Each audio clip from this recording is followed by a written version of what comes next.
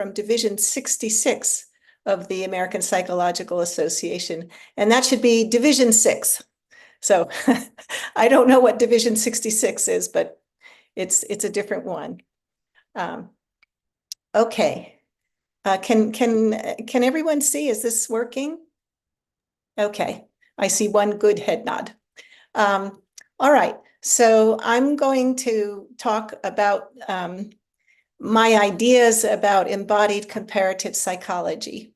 And I want to start by just saying something about myself and how I got started in this. When I hear people give this kind of a lecture, I'm always interested to know how it is that they came to this field. So I'm just going to give you about a 3-minute spiel about that. And then let me see why I can't. Okay, wait, I have to figure out how I get to the next slide. There we go. Okay, so I grew up in the central part of New York State in a very rural area in the Catskill Mountains. And I spent a lot of time outside doing things that one can do in a very rural area. And a lot of that had to do with caring for animals. And I was one of these girls who became completely obsessed with horses from a very young age, from the age I could climb on their backs by going up next to the fence and just jumping on. And the horses didn't mind because we had very mild-mannered horses. And I spent my youth caring for them, riding for them. That means cleaning the barn, cleaning them, putting up the hay, caring for them when they were sick or injured, all of that. And we had a small farm, and we raised sheep, not actually in a commercial way, but these were projects for me and my sisters.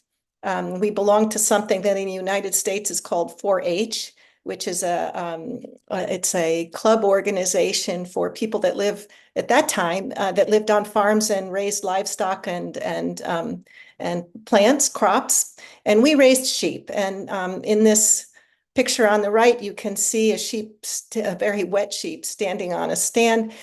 To show sheep in a show, you have to give them a bath and trim them, and they get all primped up. And I learned how to do that too. But we raised sheep. Of course, the sheep had lambs, and I was responsible, along with my sisters, for caring for the lambs and for the ewes and keeping everything working. As an undergraduate, I went to Duke University. And I discovered, I didn't know when I signed up to go there, but I discovered that they had something there called the Duke Lemur Center, where they had all very large variety of species of lemurs from Madagascar. And of course, these are very rare animals and very rarely seen in captivity, except for lemur cata, which is now very popular in zoos. But I signed up to observe lemurs for a person in the zoology department, Peter Klopfer, who was in the zoology department at Duke University. And I spent a couple of semesters watching mother lemurs caring for their offspring. And I had been interested in maternal care for a long time because raising sheep, one of the things one finds is that every now and then a ewe will reject her lamb or lambs, or she'll accept one and reject the other. And then the people responsible for the care of those lambs, which means me, had to bottle feed them or otherwise try to foster them on another ewe that was willing to accept them. So I had a lot of experience working with rejected infants. And I was interested in maternal care. So I wanted to go on to study that. And I discovered there was a field of animal behavior that existed as a field. I didn't know comparative psychology existed when I started my undergraduate education, but I learned about it as a student. And I decided I wanted to study maternal care. Well, when I went to the library to find out what I could learn about maternal care, this was in the right around 1970. All the literature was about non-human primates that was in psychology, and I couldn't find anything about maternal care and maternal attachment in sheep or anything else. It was all about non-human primates. So I said, okay, I've got to go study non-human primates. I'd never seen, except for the lemurs, I'd never seen a non-human primate in my life. But I went to UC Davis and I joined Bill Mason's lab. and Bill Mason was my doctoral advisor. He was a wonderful advisor, as I've told many people many times. And in his laboratory, I had an opportunity to study squirrel and titi monkeys. These are two species of South American monkeys that have a very different lifestyles, despite the fact that they have overlapping geographic ranges and sometimes even overlapping groups, in the sense that squirrel monkeys will occasionally travel around with a titi family group, but they have very different lifestyles otherwise. So in Bill Mason's laboratory, he had squirrel monkeys and he had 5 pairs of titi monkeys, which at the time were also very rare in the laboratory. They're not so easy to keep in captivity. They're very susceptible to stress, and they are difficult to keep in captivity. I think at the time he had the only titis in captivity in North America. I'm not sure if that's exactly true, but I think it's true. So at the time that I started in graduate school with Bill, there was nobody else studying these monkeys, so I had free rein, so to speak, to do anything that that he and the oversight committee at the Regional Primate Center thought was appropriate to do with these monkeys. I could do whatever I wanted in the sense of creating benign kinds of experiments for them to participate in. So I started doing a series of really very simple observational studies where we presented things to the pair-housed monkeys. Pair housing is a natural arrangement for titi monkeys. They're monogamous, but pair housing is not a natural arrangement socially for squirrel monkeys. They typically live in relatively large mixed sex groups, and the sexes are actually not very close together most of the year. And for part of the year, the females just kick the males out of the group. So the social arrangement was an unnatural one for the squirrel monkeys, but it was a natural one for the titi monkeys, and it allowed us to compare the species in fairly direct ways. So what I found with almost really every experiment I did with the squirrel and titi monkeys is that they responded very differently to the same opportunities in their environments. So for example, in this first study I did on just providing a variety of novel objects in the home cage, squirrel monkeys explored these things fairly actively and quickly and on their own. And titi monkeys were a little slower to get there. They got there, but they always did it together. So it was a very different dynamic in what was going on in the groups, in the pairs. So then for my dissertation, I did a number of studies that had to do with the monkeys' use of space and their travel in space.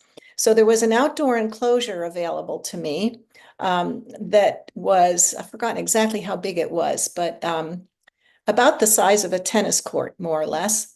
And in that space, we built above ground runways, and you can see a diagram on the right. I can only partly see it because the pictures of the participants are overlapping it a bit. But in any case, you can see a diagram of how we made runways. These were above ground runways. And we had a starting box, which you can see in the lower, you can see in the lower picture, a starting area where we could go in and close the door. So it was a safe space to open the cage for the monkey. And if it escaped, it was in a contained space. They never did, but that was the idea. I had to have this contained start space. And the monkeys were allowed to see what was out in front. And then we opened the door and they had a 1.5 meter start runway. And then they came to a T, and they could choose to go left or right.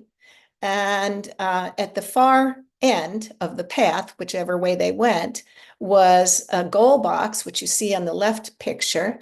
And the goal box had on one side, it had the pair mate, and on the other side, it had some food. So for the squirrel monkeys who didn't care so much about the pair mate, they were motivated to get the food. And for the titi monkeys who cared much more for the pair mate, they could go sit with their pair mate. So we were trying to please all parties, so to speak. So when we did this, we first ran the monkeys on a familiar training route. And then for experimental trials, we added in a shortcut somewhere prior to the turning point for the familiar route. And what we found is that the TD monkeys would walk right past the shortcut and they would take their familiar route. The squirrel monkeys would just dash out on the shortcut and get there as fast as possible. So they had, again, a very different attitude towards what was available to them. So then we expanded this line of study into a much larger space. And this was a 1 hectare enclosure that was constructed at the primate center, and it was 30 feet high, completely meshed enclosed, and it planted with fruit trees.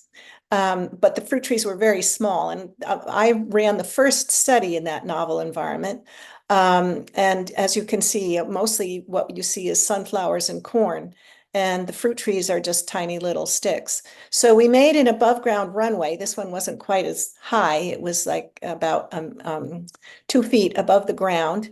And the idea was to look at how the squirrel and TD monkeys would travel systematically, if they did, to exploit food resources that were placed at the corners and at the midpoints of the long parts of this runway system. So the boxes were baited with food, and the monkeys were released from the center point and allowed to move wherever they wanted to in this big enclosure. And where they wanted to go on the part of the TDs was to one or another start box, and they ate everything in there. And then they went down and found some corner of the enclosure and stayed there.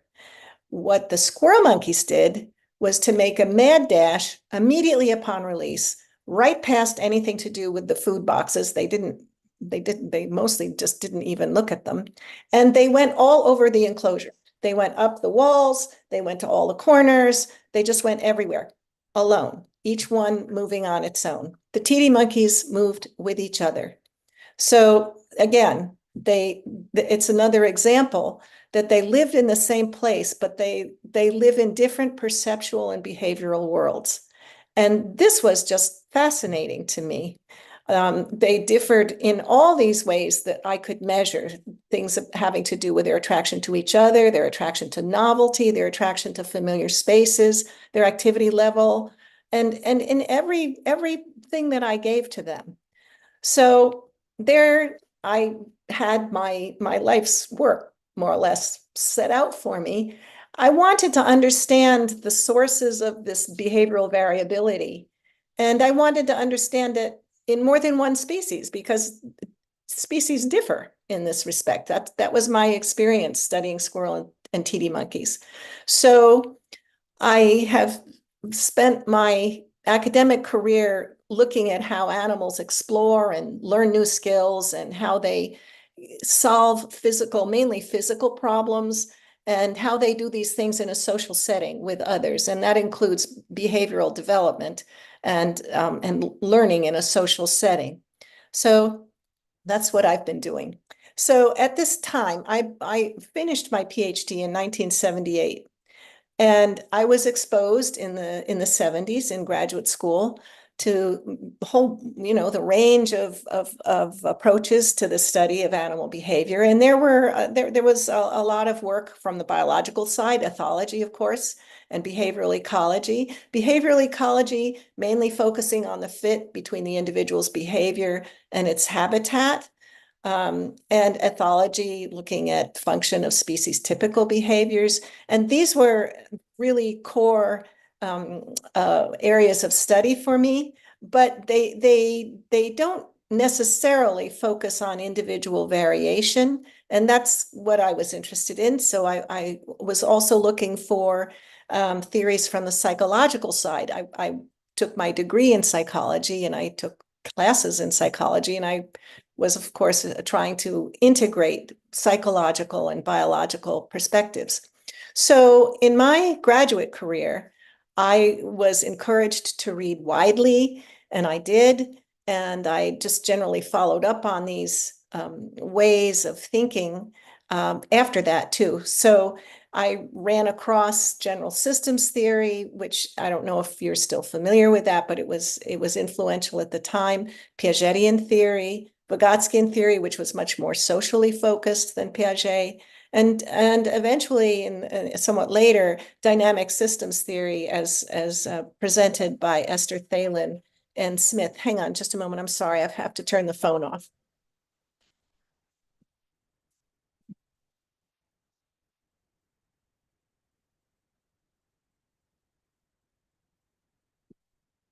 Sorry about that.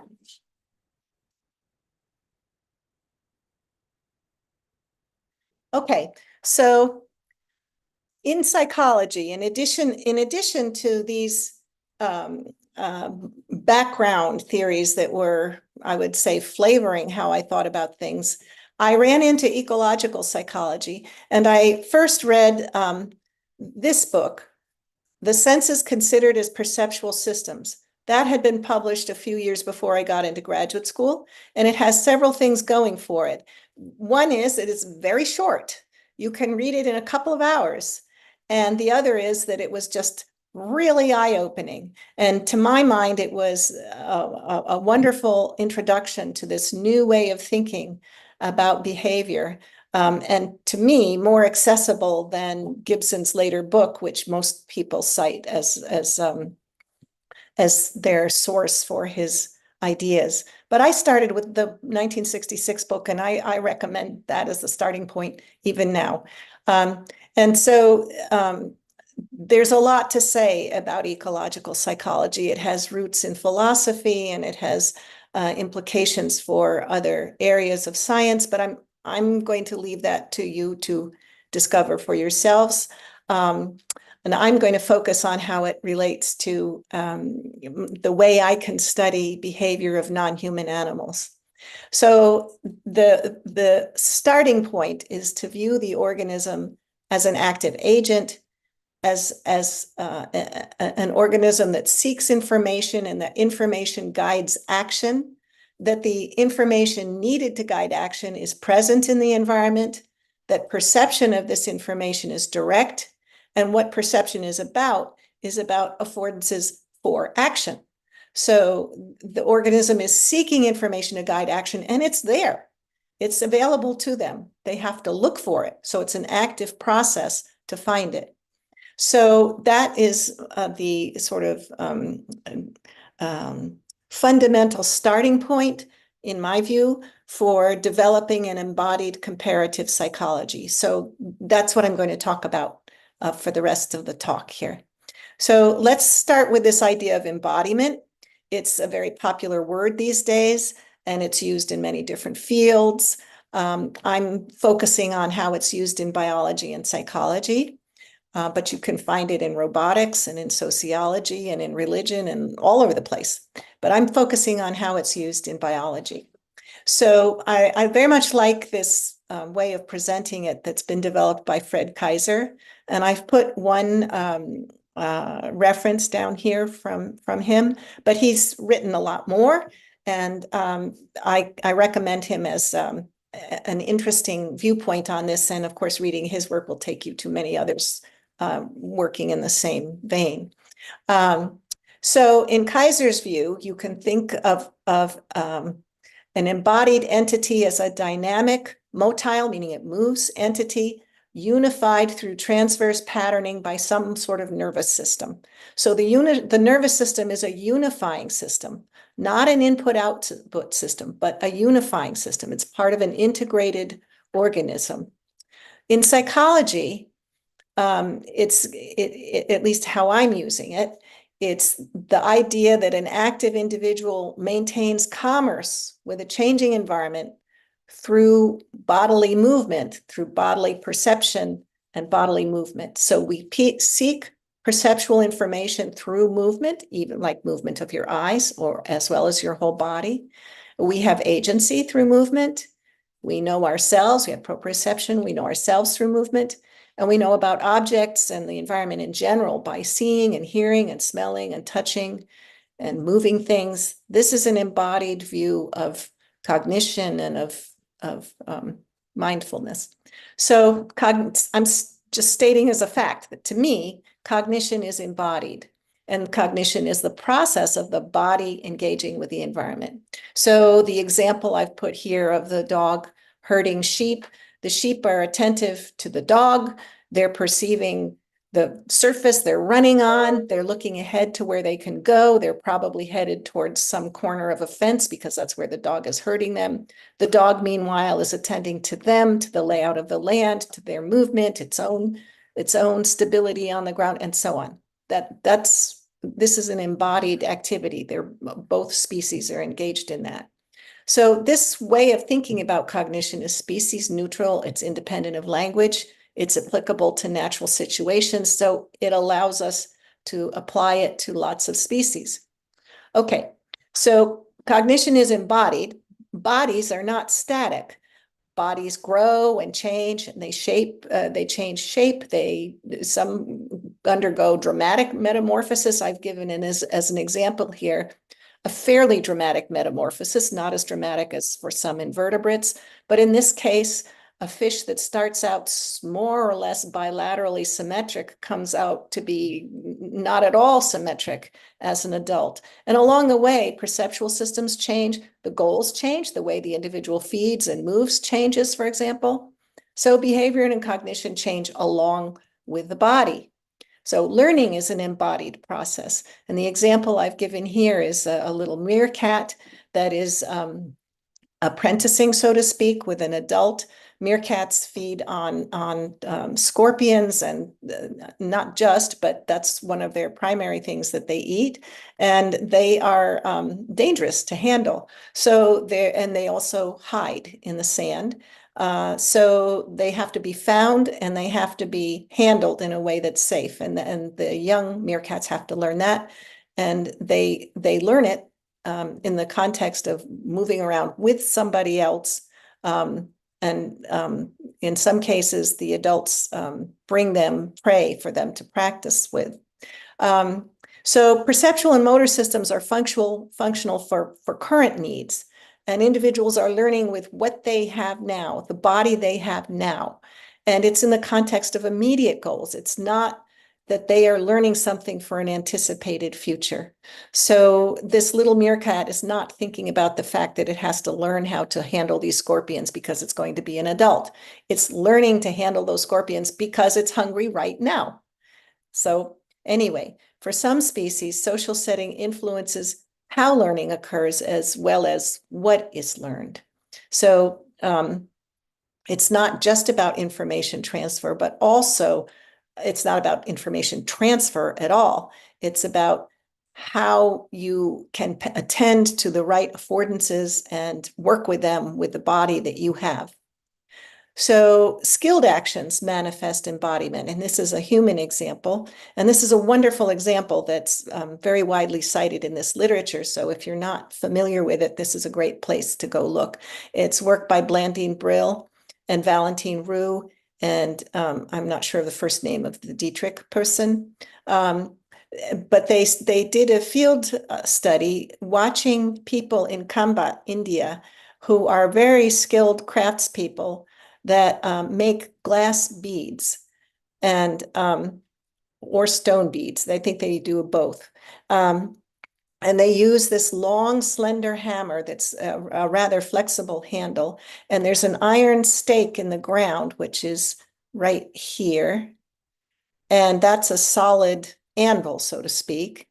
And the artisan puts the stone against the anvil and whacks it with this very flexible handled hammer and creates beautifully shaped beads.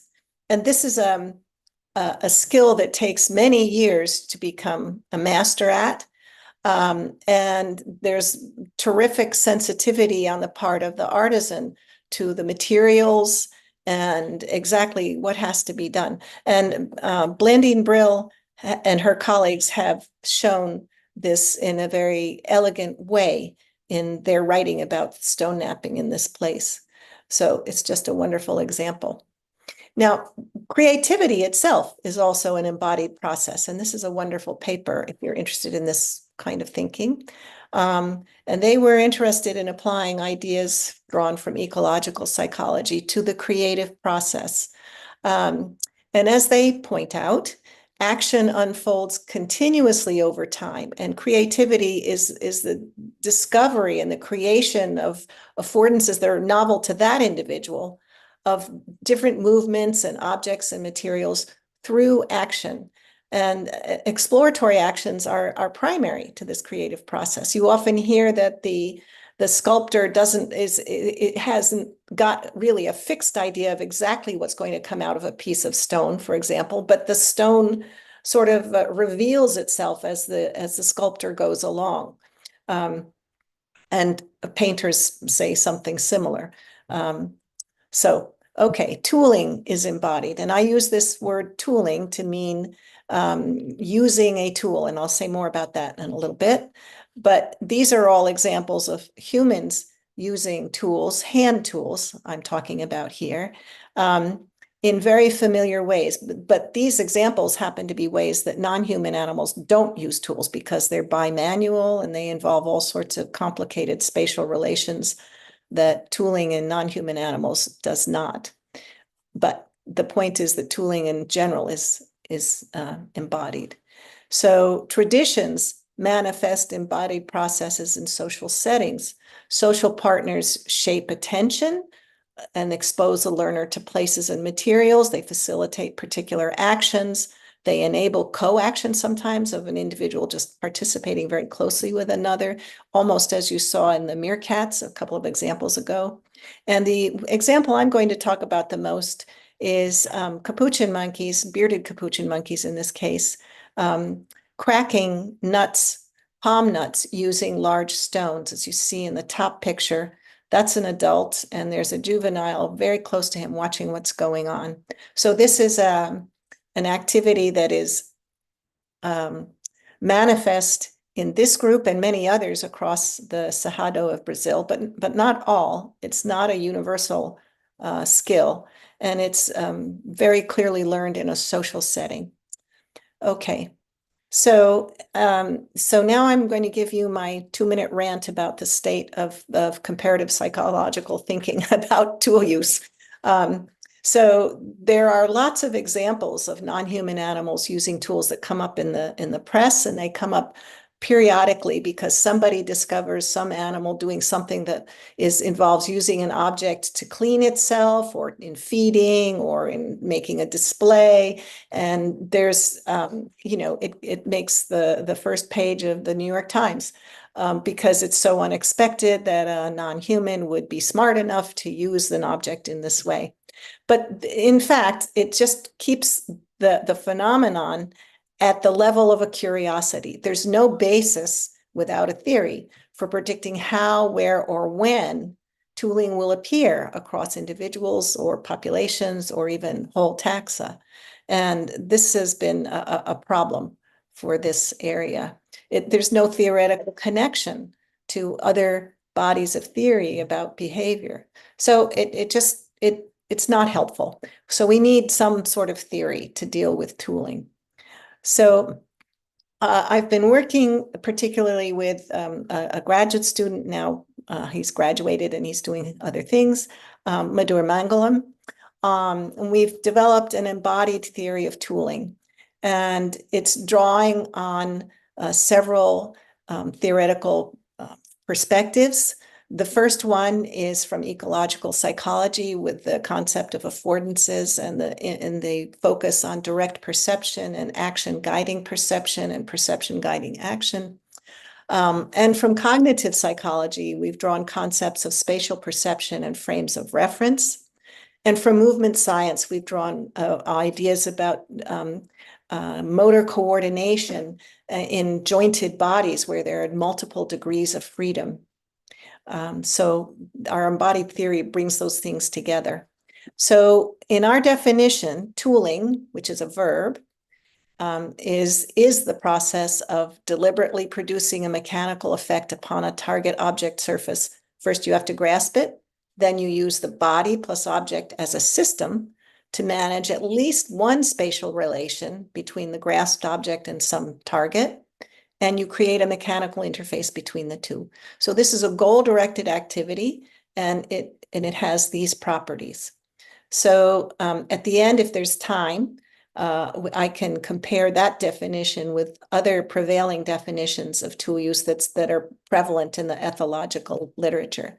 But for now, I want to go on and talk about a particular example of embodied tooling, which is the nut cracking in the capuchin monkeys in Brazil, which is a project that I have been involved with and co-directed by the people you see in this picture, Elisabetta Wieselbergi and Patricia Itzar. And it's a field project that we've conducted in the southwest corner of the state of Piauí in Brazil, in a cerrado habitat, which is an open woodland savanna kind of habitat, a seasonally deciduous. This picture on the left shows it at the end of the wet season where everything is nice and green, but it's not always like that. It's also very gray and almost leafless in the end of the dry season.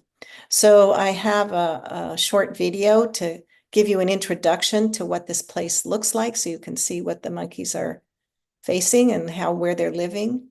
There are sandstone buttes and pinnacles, and a flat sandy valley. And there are palm trees in some areas of this habitat. And this is what you see. And this is zoomed in from a very long distance. And I'm not sure if you can hear it. I'm turning up my volume, which we can't, but in the share options, when you're sharing, there's an option that says share sound. I've clicked that. I only see mute, stop video. Can you hear it now? No. It's in the Zoom options, in the Zoom option of sharing your screen. If you click on that, on your a new share, a pause. I can share new, or I can pause. you can pause right now, and you click on the option share, and at your left side you want to see some options that says share sound and optimize for video clip. Share sound. Okay. Okay. Yeah. All right. And now I go back to resume share. Yes. Okay. Did it work? Can you click on the video so we can see if we can hear it? Did it come back to you? We can still see your video. So if you play the video, probably we can see if. Okay, I have to close this window. There we go. Yeah, don't worry. All right. Now you should be able to hear it, I'm supposing. No, still no, sorry. No, the sound comes in a few seconds here. Okay. Yeah. No, we are not still not able to hear it. You heard nothing? No, sadly no. Okay, well, I'll just tell you, what you can hear is monkeys twittering and the stone going thunk on the palm nut. I'm sorry that I can't. Oh yeah, Alicia says that he's able to hear it. Yeah, it's not very loud. Oh yeah, now, yes, It's we can hear it. Yeah. It's okay. I don't want to spend a lot of time on it. If you don't hear it, it's all right. And here's another one. There's no sound with this one. So from an embodied perspective, the tooler is managing its own body, this constraints of the task, which is how hard it has to hit the nut, and the environmental constraints, which is the size of the nut and the nature of the anvil it's placed on and the size of the hammerstone. And, I mean, there's a lot of parts to this. So I'll play this again. This is a very slow motion video, so you can see and the monkey is standing bipedally, which is not a very common stance for the monkey, but not just standing, it's lifting up this enormous stone and aiming it down on a small target. So this is a really well-developed skill. Sometimes people ask me, I'm going to go back to that picture. Well, it's not a picture anymore. Sometimes people ask me if the monkeys drop the stones onto the nuts. And I think maybe they have in mind the way crows will drop nuts onto a hard surface or drop clams onto a hard surface to crack them. But this is absolutely unlike that. The monkeys are holding the stone the entire time, and they are guiding it the entire time. So it's definitely not just dropping the stone. So a little bit of background about this phenomenon. We started the Ethosebas project specifically to study these monkeys because they were the first ones that were observed doing this in the wild. We now know that it's a behavior that's widespread across the Cerrado and even into the Caatinga, which is a drier habitat to the east of the Cerrado along the coast of eastern Brazil. And we first had to figure out just the basic natural history of it, who was doing it, when and where, and what were they getting out of it, and just the basic things. So these are the first things we looked at. So we determined that the monkeys are using anvils all year long to crack palm nuts, and they do it just opportunistically as part of their routine foraging. And they may, if they're in an area where there's a lot of palm nuts and some good anvils, they may hang around there for a while. Or they may just, one monkey may find a nut and go off and crack it while the rest of the group is headed somewhere else, and then they have to run and catch up. So a single episode with a single nut on average lasts a few minutes. And not all of that is cracking it. It also takes quite a long time to get the kernels out of the shell because some species of nuts have a single kernel and you crack the shell and you've got it. But other species of these palm nuts have multiple kernels in one shell, and there are internal divisions in the shell that don't crack all at once. And so you can crack the nut in half, and then you've still got to re-crack and pick out pieces of the nut, so it can take a long time. And I have, this is show and tell. I have nuts here to show you. They're pretty big. Remember that these monkeys weigh between 2 and 4 or 4.5 kilos. And this nut, my hand is much bigger than their hand, and it's really filling my palm, if you can see that. They're big nuts. They crack a variety of species of nuts. Not all palm nuts are as big as this, but some are even bigger. So this is an example of those kinds of nuts. Okay. Where do they crack them? Well, mainly on boulders, on stony surfaces. Most of these stony surfaces are near the base of a ridge, but also anywhere else. They can crack them up in the face of the cliff or on logs. There are some fallen logs, and they persist a long time in the environment because it's fairly dry. They crack them up on the tops of ridges. They will crack them up in trees where there's an appropriately flat spot up there.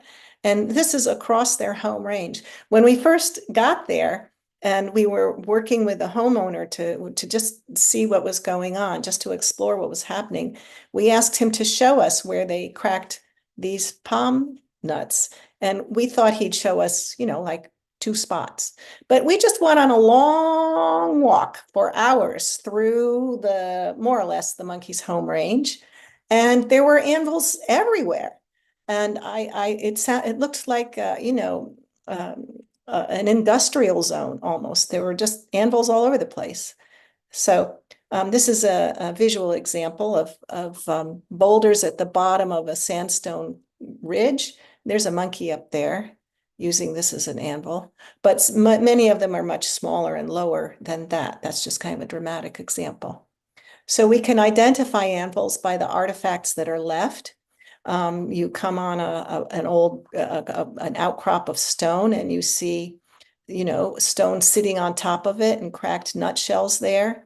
And often they're pitted. The stones are pitted. And this is that same anvil after I cleaned it off and put a white bean in each of these little depressions, which is where palm nuts have been cracked. And you don't get this size depression from one nut. This is from repeated hits produce this kind of a pit, repeated episodes of cracking a nut there. So this is a heavily used anvil. This seems to be a very preferred anvil.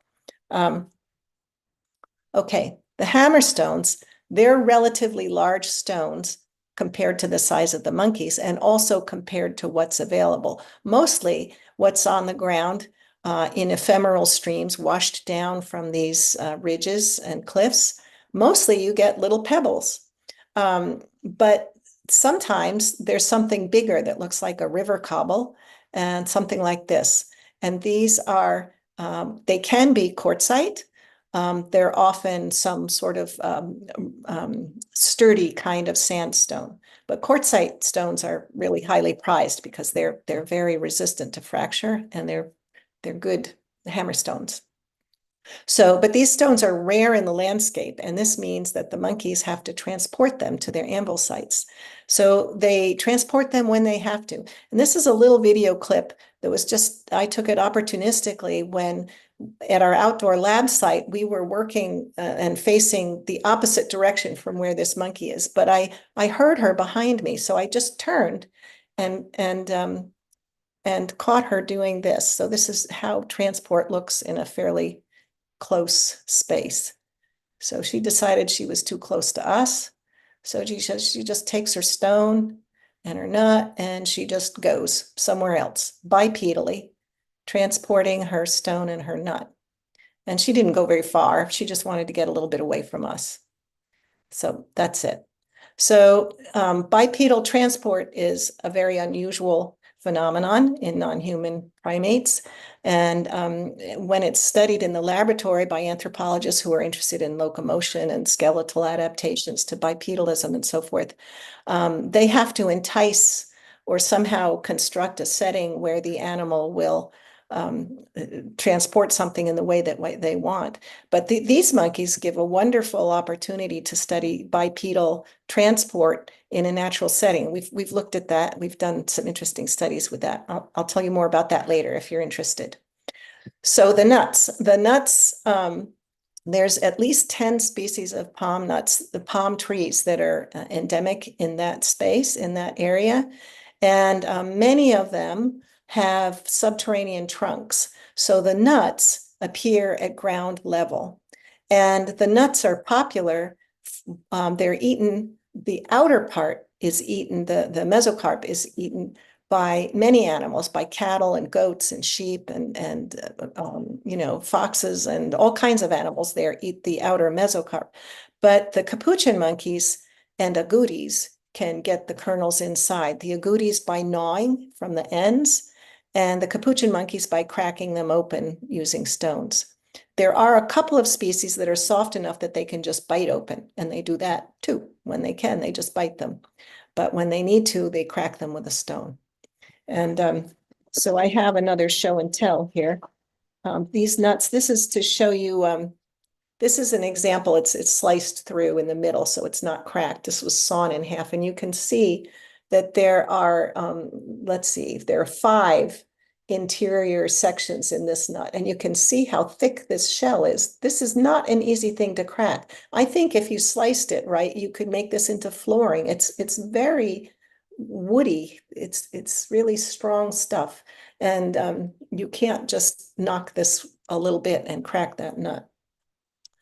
Okay, so in this region, in the groups of monkeys that we studied at Fazenda Boa Vista, nearly all adult monkeys crack nuts. Not all, so it's not an essential skill for survival, but nearly all adults crack nuts.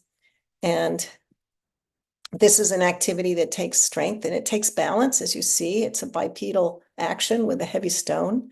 It takes skill to know what to do with that stone and to manage the spatial relations involved and to control the movement of the body and the stone together in a bipedal stance. And we're talking about a small, relative to me, a small monkey, 2 to 4 kilos is not a big animal. It's smaller than a house cat. So what determines whether the nut cracks is the hammer's kinetic energy at impact, and of course the angle that it impacts the nut. And how the monkey makes it happen is by lifting the stone, the amplitude and the mass of the stone. And sometimes the monkeys will add work through muscular effort to the stone. So you saw this, but I'm going to show you again. There he's coming down. And this is an example of what happens when you don't do it well. It's a risky thing to take a big stone and heave it towards your toes, you know? So here's another example of a monkey having some problem with this activity. It's not risk-free.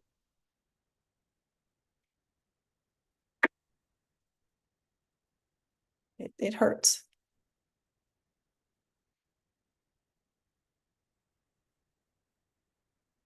So we've done a number of field experiments and observational studies at this site in Brazil, looking at the components of skilled movements. And these are some that we've studied.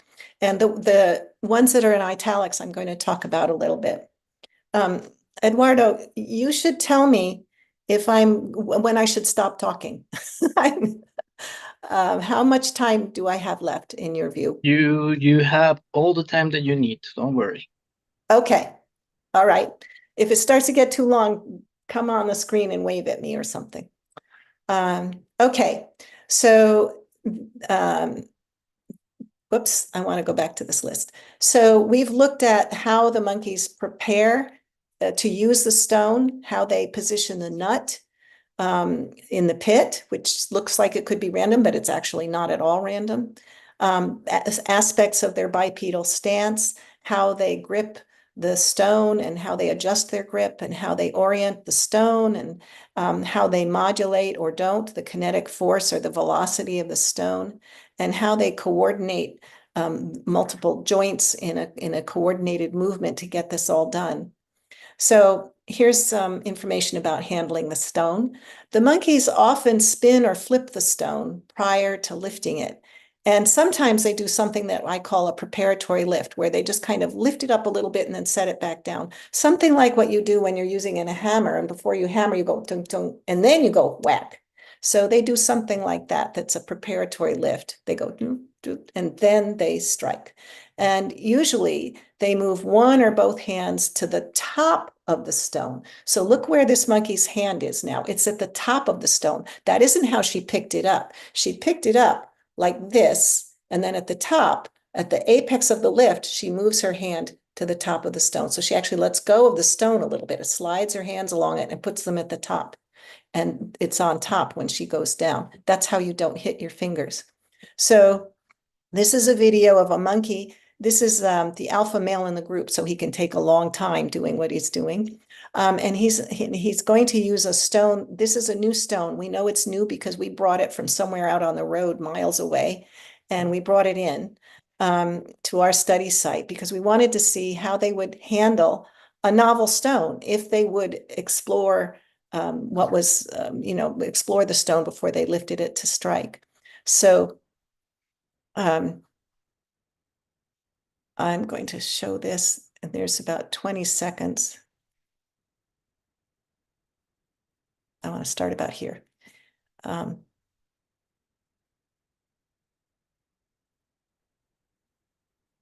So this is slow motion. He's flipping the stone. He's spinning it. He's touching all parts of it, really. He's also looking around, but he's spinning the stone at the same time.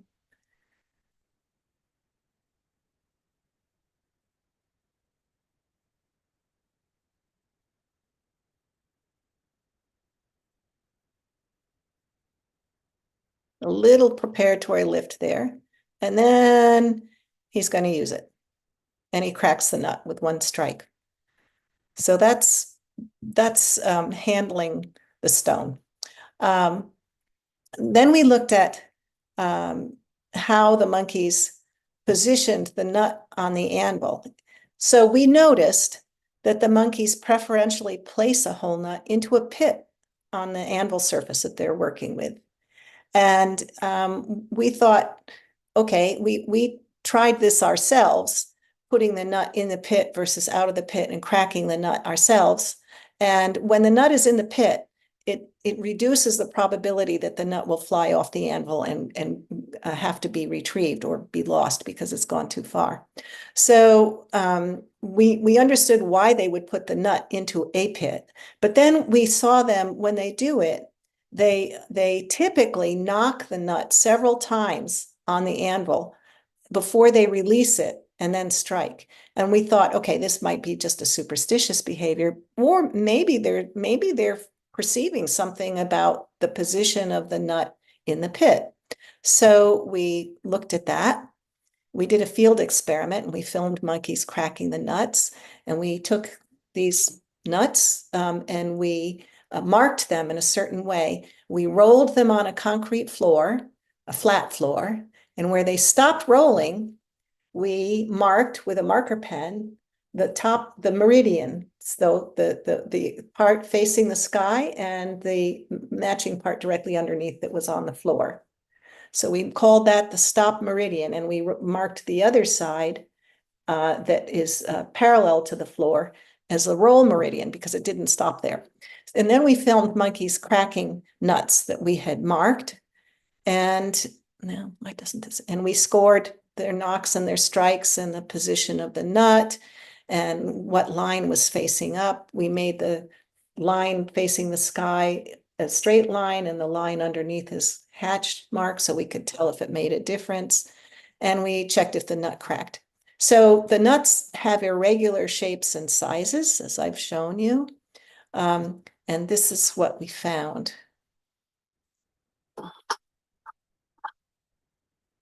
Black line up. That was a good whack. You Black can line ignore up. my commentary. Tansino. Nut 56. Black hatch up. Black hatch up. Black hatch again. Crack. He puts that black line up, red line towards the left. Black up. Black up. You got the idea. And we also asked whether people would do the same, because we're just curious. So we wanted to know if people would do this the same way. So we did this with people we blindfolded people, and we used marked nuts the same way, and we asked them to position the nuts on the anvil as if they were going to crack them. But they didn't actually crack them because we didn't want them to use a stone where their fingers might get hurt when they were blindfolded. But what we found is that people reliably placed the nuts with the stop meridian facing up in the same position as the monkeys did. People, in a different experiment, people judged that palm nuts are most bilaterally symmetric, close to the stop meridian. So if I hold this nut up, it's kind of a lumpy thing. And there's a point at which you say, okay, maybe there, that's the most symmetric. And if you put a meridian line there, that's the line that is facing up when people place it in the anvil and when the monkeys place it in the pit, same way. So the symmetric side of the nut is facing the walls of the pit. So it's cupping it most effectively in that position. And that's what it looks like. That's what the people were doing. They were blindfolded and they're putting the nut into a pit here on an anvil, and they're sitting on a little stool, which wasn't very comfortable for people with long legs, but you know, they had to be able to reach the anvil in a comfortable way. Let's see, come on. I'm stuck. I'm not sure why it's not responding. Okay. So now kinematics. We know that we found, we used the methods of kinematics for this. So to do this, you videotape your subject that's moving, and you identify markers on the body. If you're doing this in a laboratory setting, there are markers put on the body, and this can all be done in an automated way, and it's very fast. But we were using unmarked individuals, so we had to do all this manually. So the way you do that is you make repeated passes through a clip of video, and you use a cursor to mark on the video specific landmarks of the body. So we used this diagram, as you see, the ankle and the toe, the ankle, the knee, the hip, the lumbar, and so on. Okay, so then you come up with the movement of these parts, movement through space of these body parts through time. And you can calculate the amplitude and velocity of movements. You can calculate many other things, but this is what we were interested in. So you can calculate also the kinetic energy at the point of impact of the stone with the nut. And we've done studies like that. And when you do, what you find, is that the amplitude is pretty flat. The monkeys are raising the stone to the same height, regardless of the mass of the stone. And the mass of the stones that we used were roughly 1.5, and almost 2 kilos. This is the outside weight for some smaller monkeys. And there's a monkey here that wouldn't use the heaviest stone. All the monkeys will use a 1 kilo stone, and 1.5 is actually about their preferred weight. If they have a choice, they like this one. And if they're big enough, they like that one the best, the heaviest. But in any case, the amplitude of their lift is quite constant across these stones of different mass. And because of that, the velocity of their strike is also relatively constant across the stones of different mass. So the kinetic energy is a function of the mass times the distance it travels. So a stone of larger mass will produce a strike of stronger kinetic energy. So it is in the monkey's best interest, if it's trying to maximize kinetic energy, to use a heavier stone. And in fact, the monkeys have a strong preference for heavier stones. And the smaller the monkey, the stronger its preference for a heavier stone, which makes sense because they are not lifting it. I'm sorry, I'm trying to adjust this so I'm not getting a bar across my face. Maybe that's a little better.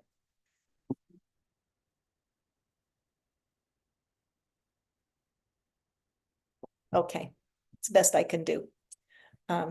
Okay, so kinetic energy varies with the mass of the stone, but the monkeys have a very routinized way of lifting and striking, no matter what the mass of the stone. Let's see.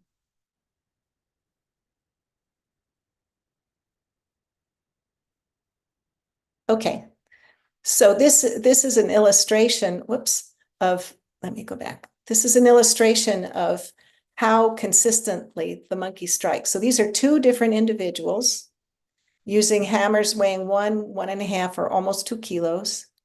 And this is the X position, that is forward or backward in front of the monkey, and the Y position going up and going down. And you can see that it looks almost identical, regardless of the mass of the stone that they're using. So the monkeys develop their own very particular height that they lift to, and they do that regardless of the kind of stone that they're using. So they do adjust things with a heavier stone, though, because to lift that heavier stone, it requires tighter interjoint synchrony. It's trickier to keep the body and the stone working together in the right way when the stone is really heavy. It requires more muscular effort. And you get a much tighter synchrony, which is shown in this picture by just the sort of clear patterning of the movement of the different joints of the body throughout the lift. Okay, so that's all I want to say about kinematics. There's a lot more to say, but I'll stop there. You can see the sorts of things you can look at using these techniques that are not obvious to the eye when you're just watching, because the movement itself is really fast. It takes them, I mean, the whole thing is over in less than a second, and a lot has happened. So it's important to slow it down and look at the different parts of the body in a very detailed way. Okay, we also studied the development of nut cracking by young monkeys. And this was not experimental, but observational. And of course, we had a lot of young monkeys to study. Let's see, why isn't it going? We studied monkeys in one group. We observed all the monkeys through roughly 6 years that were born into the group. And we observed them biannually for about 2 months per period across 5 periods. And 2 people collected the data concurrently. One person was following the monkeys and recording that monkey's location and activities. And the other person recorded what the neighbors were doing within zones of the focal monkey. And we did this at 1-minute intervals because this person is entering data about multiple individuals. This person is entering data just about the juvenile monkey that is the focal monkey. And we did this for 20 minutes. And I can tell you that continuously following one individual as they move through the scrub and the forest and across the landscape for 20 minutes is really not easy. It took a lot of concentration and effort to do that. But we did manage to do it rather well. And most of our data sets, our follows were 19, the average was 19 minutes. So that's pretty good.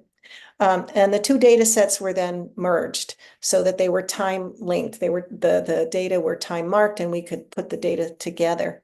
So they were time linked. So we knew what a focal individual was doing and we knew what neighbors were there and what they were doing at the same time or within a 1-minute window of that time. Okay, so we had a number of focal observations per subject per period. And we, okay. We know that they have to learn something about where to do it, where to get the nuts. They have to put the nut on the anvil and they have to learn to strike the nut in a bipedal stance with a stone. And we know we have to manage the velocity and angle of the strike. They have to also manage the stone at the end so that it doesn't roll back and hit them or fall off or otherwise not do what it's supposed to do. And they have to work to get the nut kernels out of the shell. So there's lots of things that the young monkey has to learn. Okay, so what we've done so far that's been published, and there's quite a bit that hasn't been published yet, which I'm working on. We divided the monkeys into classes arbitrarily as those novices, monkeys that used a stone to strike a nut but never cracked it. Intermediates as monkeys that used a stone to strike a nut and cracked it sometimes. And experts, monkeys that used a stone to crack a nut and almost always got it or always got it cracked. So, and we tracked the frequency with which and the rate at which they did different actions from our ethogram by monkeys in these different skill classes. And what we found is that the things that changed the most, well, first of all, this picture shows you that body mass is changing, and that makes sense because the novices are mainly young animals and the intermediates are a little bit older and the experts are generally adults. And this is the weight of an adult female and this is the weight of an adult male generally. So this is the span of adult body mass. But these are actions. This is position. And this is a behavior scored when the monkey had the nut in the hand and put it on the anvil and released it. Okay, so it's releasing the nut on the anvil. Now, if you think about it, when a monkey wants to eat the nut, it's not obvious. It's not the logical thing for it to do to let go of it. These are arboreal animals. In general, if you have something you want and you're in a tree and you let go of it, it's gone. So it's actually a difficult thing for them to learn. It's one of the last behaviors in this nut cracking sequence that they master, to let the nut go. So this is the rate of positioning per 10 minutes that they are holding a nut and working at the anvil. And that's what the experts are doing. They just position the nut and get going. The novices are hardly doing that, and the intermediates are getting there.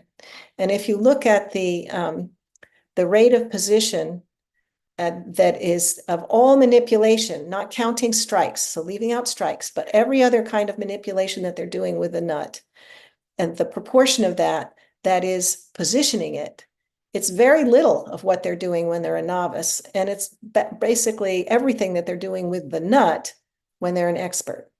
So that's a big change in what's happening with expertise. So now I have some examples to show you. This is a 6.5-year-old monkey, so she would be considered an adult because she's certainly old enough to rear offspring, although she had not by that age. And she's just striking the nut directly on the anvil or on the stone. This is never going to crack the nut, just never.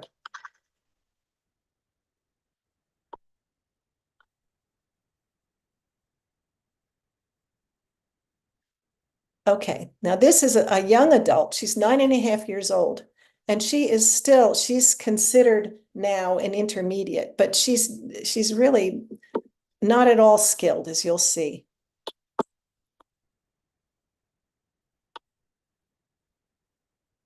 Here she is.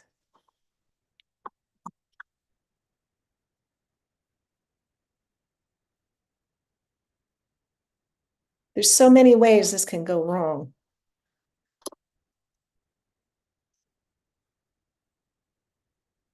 And she just goes back to direct percussion. It's never going to work. This is a slow motion of a quite young monkey. Whoops, just a moment. Oh, okay. I'm not sure that one will work. There we go. That's all. That's a rather common outcome, in fact. This is a case where the monkey has put the nut on a little tiny stone to serve as an anvil, which was an interesting creative action. But the second he strikes that with the stone, it's going to fly all over the place. So that was not an effective thing to do. Interesting, but not effective. So we know that social partners influence this activity. You've seen lots of pictures where a young monkey is near an adult that's busy cracking. And we know that when a young monkey is near another one that is cracking, the rate at which it handles nuts goes way up. And that's true whether they are very close to it or whether they're just sort of in the general vicinity where others crack and eat nuts in their vicinity. And these data we have from the merging of the focal animal data with the data about what the neighbors were doing. So we knew when neighbors were cracking or not cracking nuts. And when neighbors are cracking nuts, then the focal animal's rate of doing something with a nut, not cracking it, but just doing something with it, goes up significantly. And their rate of manipulating other items goes down when the others are cracking. So they're directing their attention more to the nuts when others are cracking. And that's especially true if they're near an anvil. Okay, so now to gain this kind of a skill requires repeated action. So if you think about the way people normally talk about social learning, it's as if it's a sort of very quick process and you see someone do something and say, you go, aha, I know I can do that just like that. And it's a very brief process, but this is not that kind of a skill. This is a skill that requires a lot of sensory motor integration over time. And and it's not something you learn by watching somebody else do it any more than you can learn to be an expert skier just by watching somebody else do it. You have to practice that skill yourself. So how does social setting influence a young animal learning that kind of a skill? Well, we thought to look at attention, meaning persistence of activity of that kind over time, and to see how long a young monkey could pay attention to cracking a nut or to working with a nut and with a stone when it's a novice, when it's beginning. We know that in humans, adults influence children's practice of sustained attention, and that sustained attention is something that you learn, or that you can at least expand with practice.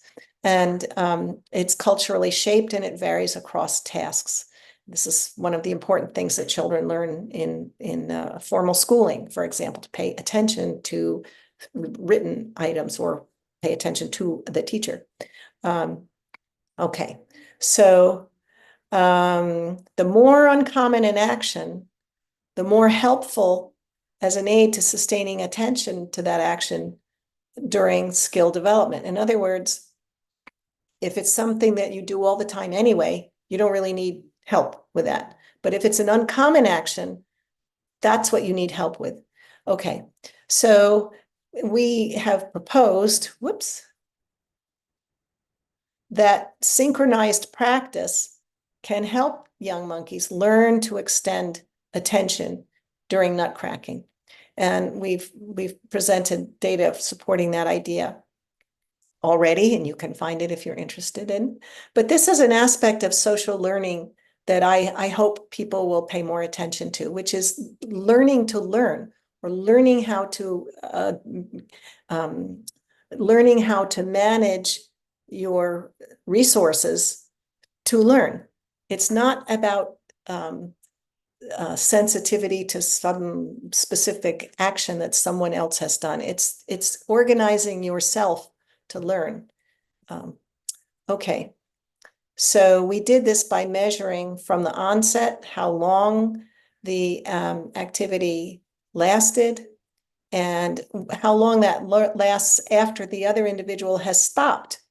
So is it something that is only effective while the others are cracking, or does it have some sort of lifespan after others have kept cracking?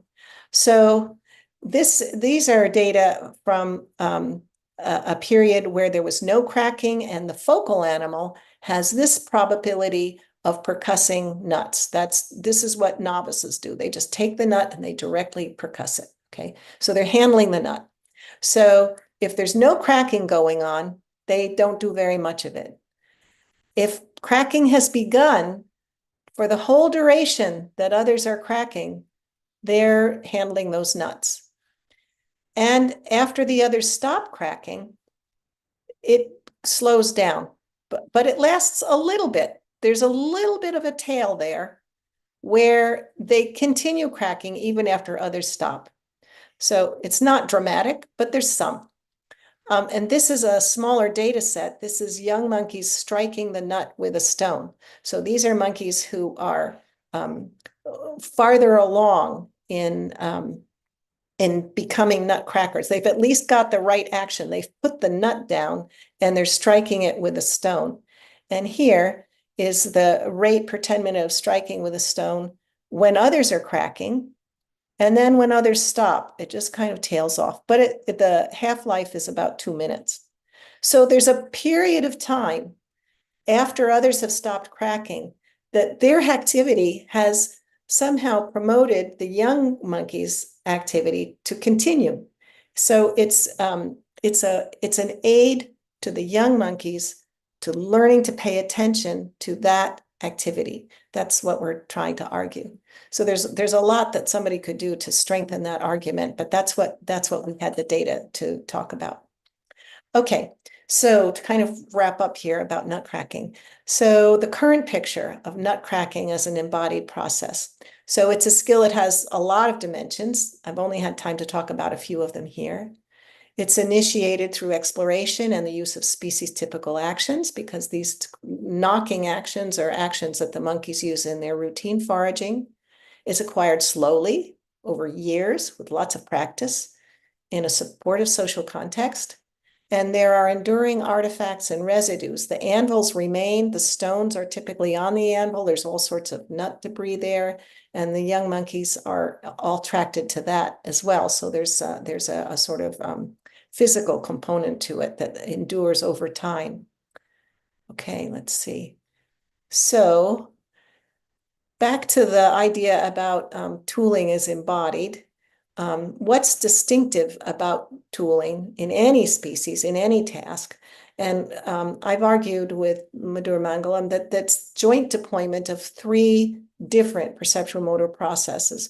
First is a sense of agency with a grasped object, meaning you have to be able to feel where that object is and where it's going. That's a sense of agency with a grasped object. You have to perceive the spatial relations between that object that's attached to your body and the target object or surface. So this is an external, an allocentric spatial relation that you have to perceive. It's aided by the fact that it's on your body, but if you're holding something that is not, it's not the shape of your body, it's something else. So the surface of the stone that will strike the nut is separate from your body. It's distal from your body. So you have to perceive some spatial relations there between the stone and the target object or surface. And then you have to incorporate the object into your body movement system so that the body and tool are moving as one system. So any single one of these things can occur outside of tooling, but in our view, tooling requires all three of them concurrently. So that's a sort of theoretical statement that allows us to specify more clearly what psychological processes would be interesting to study in any species where tooling happens. And hopefully you could derive some predictions from this about whether individuals of that species or whether particular individuals would use objects as tools or would not, or when they would, or in what form they would. Okay, so now I want to close with some very banal sorts of statements about comparative psychology more broadly, which I'm entitled to do because I'm an old person, so just bear with me.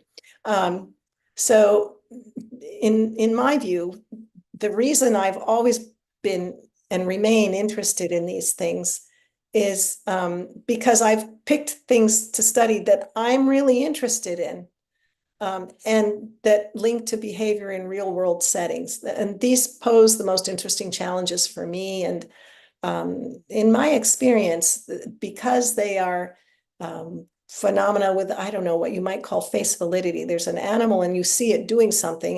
It's interesting for other people as well. And to the extent that you can, link your work to other disciplines. And this can be, many other disciplines, robotics, veterinary medicine, sociology, whatever, it doesn't matter. But broadening the theoretical landscape and broadening the potential audience all makes it more interesting. And try on ideas from other perspectives. Don't get locked in a theoretical silo and look at diverse species. And now, of course, I have many, many people to thank. There are a lot of people who have worked at Boa Vista. These are just the people that I've worked with at Boa Vista. And we also thank the family, the Fonseca Oliveira family, for allowing us to work on their land. And I've had a number of doctoral students and postdocs over the years. And this is a list of people that I've spent years working with, my doctoral students and postdocs. And of course, there were lots and lots of undergrads, but if I made a slide with their names, the print would be too small for you to read it. So just remember, this work is always done collaboratively, and there are many people involved. And funding from many institutions and funding from many agencies. And I thank them all. And thanks for your attention. And that's the end of what I want to say.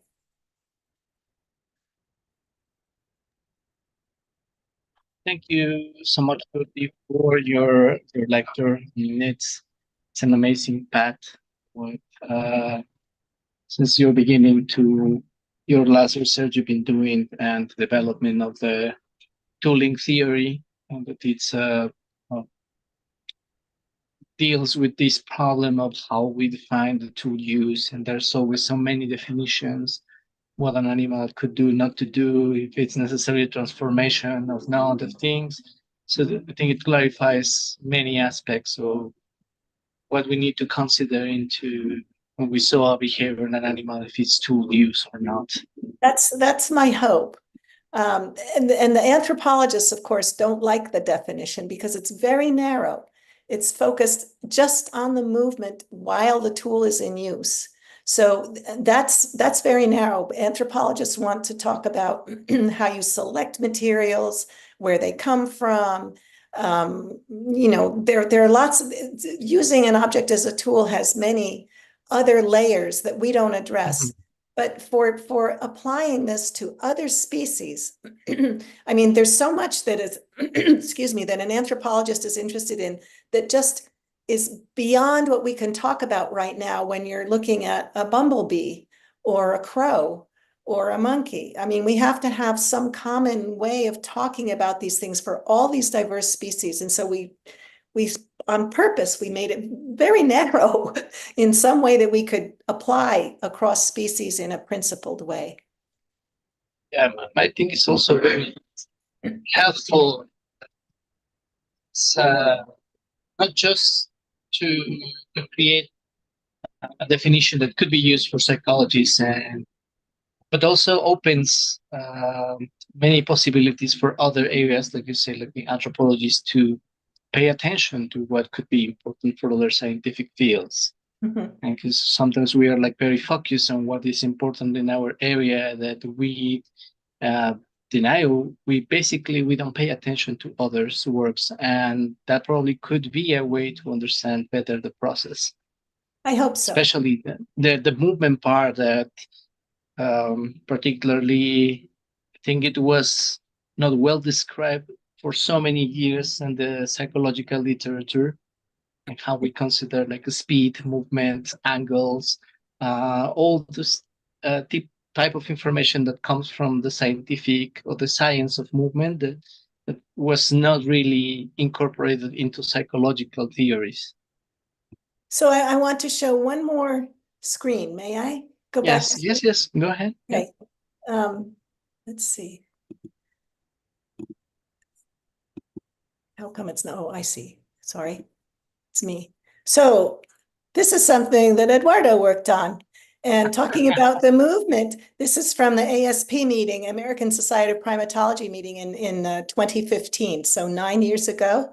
But Yeah. just honesty, Eduardo spent a period in my lab and he worked on a project that had to do with monkeys using a jointed tool, a tool with a jointed handle, which was a tricky thing to use.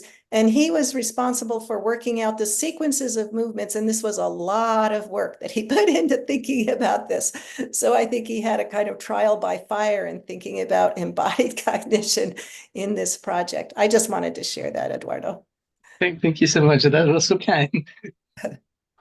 Okay, so we have some time for questions. We already have one here from Alicia Powers. She is asking, are there other species high on your would love to study list? If I had another lifetime, at least one, let me think about, there's more than one, but one would be the ii, which is a nocturnal Malagasy prosimian with an elongated third digit, which does this amazing tap scanning in foraging to locate vertebrate prey inside the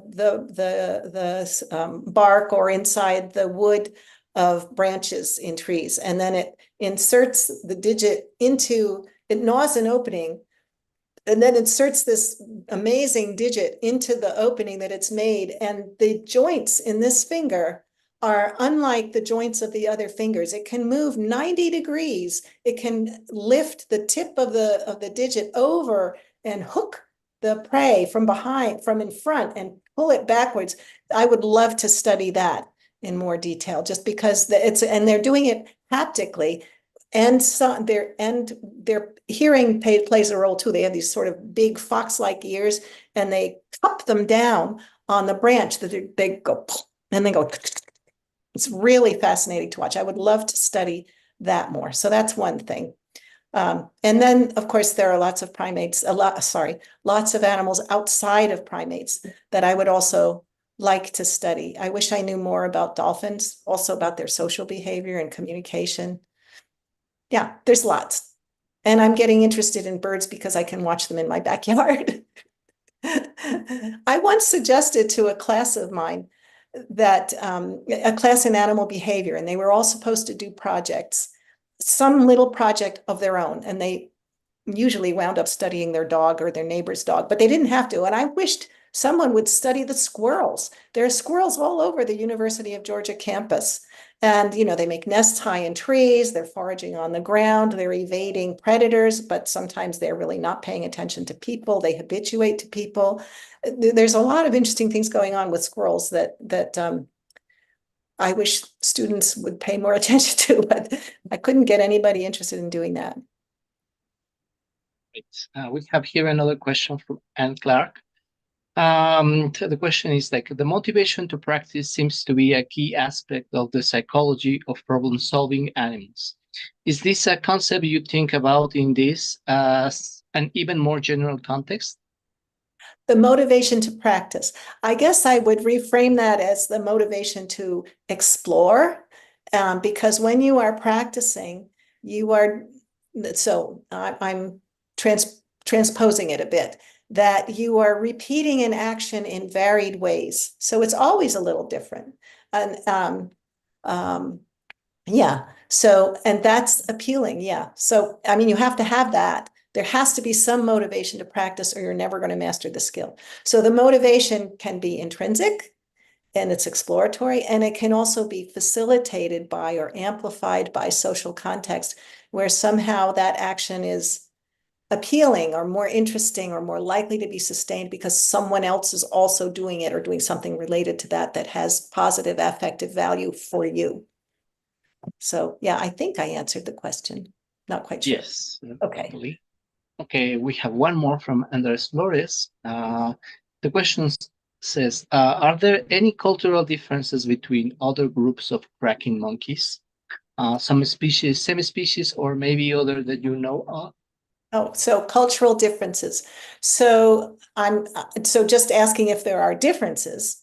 There are certainly differences across groups in what they choose of the monkeys. I'm talking about the monkeys in Brazil now. I'm talking about capuchin monkeys. And there are monkeys. So this is the genus Sapaju. There are several species in the genus. They are all in Brazil. Several monkeys, several species in this genus, some groups are known to use tools, and they use stone tools, and some also will use sticks as tools in different ways. And yes, some groups will use sticks to probe, and other groups it's absent. Some groups crack different varieties of things. Of course, that depends on what's available in their habitat. In some areas, the monkeys will crack dry cashew nuts. Cashew, they're not technically nuts, they're drupes, but they have an outer covering which contains a toxic or an irritating latex, a kind of viscous substance that if you get it on your hands or on your mouth or your tongue, it hurts, it makes a lesion. So in some areas, the monkeys will just bite through that. And in some areas, the monkeys will crack it with a stone, which seems likely reduces the exposure to the latex. So that's one difference that seems to be related to what animals are learning in the place where they are, which is my definition of a tradition. So yes, there are some differences in what items are open to using a tool, and some differences in what items are even selected to eat. In all places where the monkeys crack, I have a picture of this if there's time to go to another picture. But in many places that are in the Caatinga in particular, there is a wild manioc called manihot, and it has small seeds, and the monkeys will crack these relatively small seeds. They're still hard to open with your teeth, but they crack the seeds. And they use smaller stones for that. So the size stone that is used is typically relevant to the size of the item that they need to open. They don't pick up a 2-kilo stone to open a manihot seed. They take one that's like 300 grams or something like that. So the size of the stone varies with what's opened. What they're feeding on is generally a reflection of what's available in their area. But there are some subtle differences. And one interesting difference is that the monkeys in Serra de Capivara, which is only a couple of 100 kilometers from our field site in Boa Vista, use stones to excavate. And this is something we haven't seen at our site, and it's not been described at other sites to my knowledge. And they will take a stone that's roughly an appropriate shape that has at least a long edge on it and scrape the earth. And this exposes roots down below, and then they pull the roots out to eat them. The monkeys in my area also eat roots, but it's a sandy soil. There are no stones in the soil. They just dig it with their hands, and then they pull out the roots. But in Serra de Capivara, they will sometimes excavate using a stone, and that's a very particular skill in that area. Related with that question, there's a study with the New Caledonian crows that shows that the diversity of the tools they use also spreads across like the sites. There are like some sites they create like kind of like a template of the type of tool, and then these templates starts to spread and starts to differentiate. Yeah, exactly. Have you seen something similar with the monkeys there at your Brazil site? Well, not at our particular site, which is just one small geographic area. Yeah. I don't think we can answer that yet.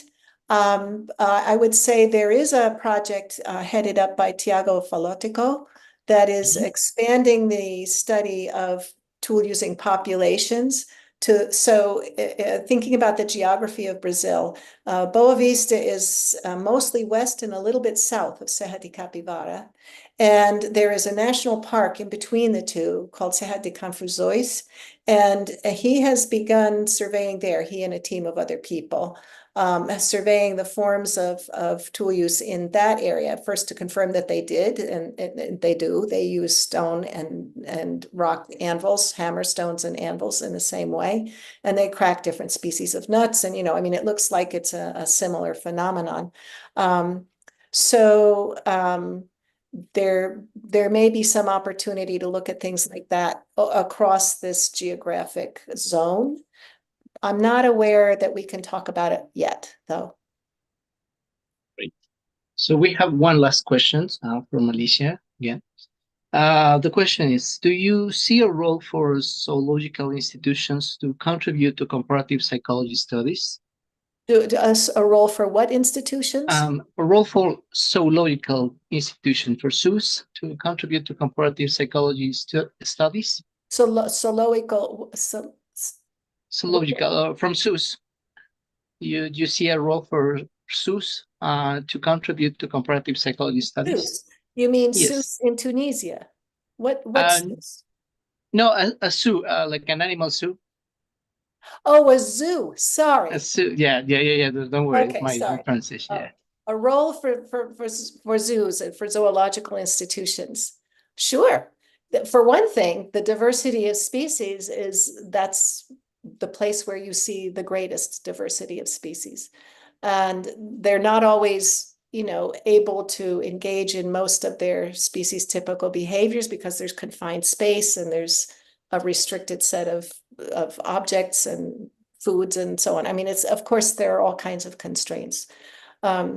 So one has to be careful about it, but of course, so this was something that that my advisor told me when I was a graduate student, which had guided his work and was the reason why we had squirrel and titi monkeys in the lab in Davis, California. He said that to understand your species in captivity, you need to know something about them in their natural habitat and vice versa. So, and I think that is very true. So when I began my graduate work, I'd never worked with monkeys at all. And so, of course, everything was new for me. When I finished, I did a postdoc. I did a 1-year postdoc doing a field project in Venezuela, which I haven't talked about here today. But I went to the field. I knew that I wanted to study capuchin monkeys, and I knew that I didn't know anything about them. I'd never seen a living capuchin monkey in my life. And I wanted to study them because they were, at that time, already notorious for being clever with their hands and good problem solvers and very, they were very intelligent monkeys. Premack had called them the poor man's ape in the 1960s. So I wanted to study that group of monkeys. At the time, it was one genus. They were all lumped together as cebus. Now they've been split, but it didn't matter. Anyway, so I went to Venezuela and I studied wild capuchin monkeys. And then I went back and formed my own lab and created a captive colony. And knowing what they did in the wild informed what I saw in the lab. But then 20 years later, I went from the lab back to the field. And knowing what I knew about those monkeys in the lab informed what I could do in the field. It worked both ways, and it was equally powerful in both directions. And so, for example, of the work that we've done in Boa Vista, I think some of the more unusual aspects of it have come from my teamwork with Elisabetta Wieselbergi, who is also a laboratory trained scientist for the most part, to do field experiments. We did all kinds of field experiments, some of them were just absolutely simple, like marking nuts with a marker pen. I mean, you don't get any technically simpler than that. So some were much more work. We put in a force plate and buried it in the ground. And, we did some sort of technologically more complicated things, but there were a number of experiments that we ran that were really very simple. And we thought of doing them because that's our training and our experience from working with captive animals. So anyway, long story short, yes, for sure, there's many things of value that one can bring to comparative psychology by studying animals in zoos, keeping in mind that they are in constrained situations, and you have to take that into account when you're thinking about what they're doing. Okay, so we have one more question. Do you have time for this? Sure. Okay, so Andres Flores is asking, retaking the motivation question, can you explain this behavior as a seek of using less energy for survival? Is there some evolutionary study line that you can mention? Thank you. So say it again, please restate the question. Just a moment, I have an ambulance. So the question. You're muted, I can't hear you. Sorry, retaking the motivation question. Can we explain this behavior? Yes. Can we explain this behavior as seek of using less energy for survival? Oh, okay. So motivation is seeking to use less energy. So as a motivation to minimize energy expenditure. Yes. Well, you could think about it as an ultimate explanation in that sense, but that's not a proximate explanation. In other words, the monkey that is practicing is not seeking to minimize energy expenditure. I would say, in general, the monkey that is, I'm talking about monkeys learning to crack nuts. The monkeys that are practicing cracking nuts are oblivious to the energy expenditure involved. They will take a heavy stone and lift it up and knock it down 100 times in a row and not crack the nut.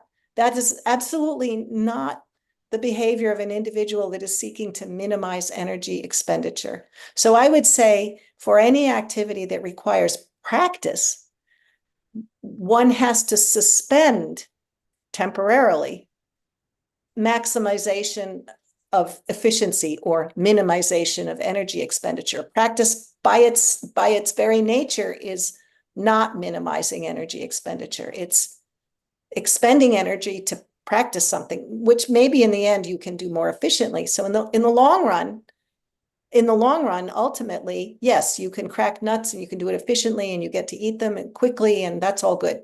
So in the long run, it results in greater efficiency when you are skilled. But that's not the motivation to practice it right now, which is why parents have troubles getting their children to practice the piano. Yeah, I could understand. So the second part of the question is there are some evolutionary studies that can you mention, probably related to tool use or probably other strategies that are involved in why Yeah. animals So learn I to can use mention a recent study that was just I think it was mentioned in Science. I'm not sure if that's where it was published, but it had to do with otters that use stones to crack open abalone, and that showed that they had less tooth wear than the more they cracked abalone with stones, the less tooth wear they had. And so that this was something that had a long-term benefit for their health and probably their survival and reproductive fitness, although they didn't get that far. They weren't measuring reproductive fitness. They were measuring features of their teeth. Likewise, for the capuchin monkeys, in our site, we've shown, this just came out in Current Biology last year, that the monkeys on the days when they cracked nuts, this was a dissertation work by, okay, now I'm not going to remember the name, and that's terrible because I know him very well. But anyway, you can find it.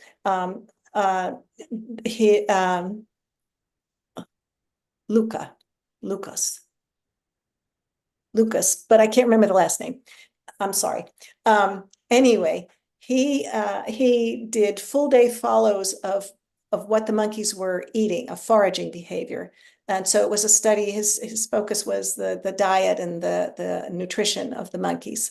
And from his larger data set, we extracted those days for the same monkey, those days when it didn't crack nuts and those days when it did crack nuts. And there was enough of a sample there to compare the nutrient intake on days with and days without cracking nuts for a number of monkeys. So this is a tiny subset of this whole data set that we're working with there. But anyway, what we were able to show is that the nutrient balance of the diet differed on days with nuts versus without in a way that was more nutritionally balanced on days with nuts. So in this population, you can make the argument that cracking nuts sort of stabilizes the diet, optimizes the diet in a way that would support whatever else they're going to do, their general health, but also their ability to have time to do other things like socialize. So that if you think about, this is a very speculative evolutionary argument. If you think about early hominins who are opportunistic tool users, not using tools all the time, not like obligate tool users as we are now, but just thinking about the very beginnings of every now and then using an object as a tool in some way that promotes dietary optimization. It's a start. It's a starting point for the value of tools in human evolution, even before there was a lot of long-term planning or something like that. Just even at the very beginning, there's a boost towards the human evolutionary track. Okay, that's the most I have to say about it. Yeah, that was an amazing answer. Okay, so that's all for today. Thank you so much, Dorothy, for your time. It was an amazing lecture. It's great to hear you all the time. Yeah, well, thanks. It's great to see you. And I hope you keep me updated on what you're doing. This is really interesting. Excellent. Yes. I will try to send you well, thanks emails. everybody for your attention. I know Thank I've you drawn so a much long to time. yeah, thank you so much to everybody. You can see our previous lectures on our YouTube channel. Please, you can also join in our social media to be aware of our activities. So again, thanks everybody. Have a good day. Have a good night. Have a good morning, wherever it is in your place. So, Bye-bye. bye-bye. See you in the next time.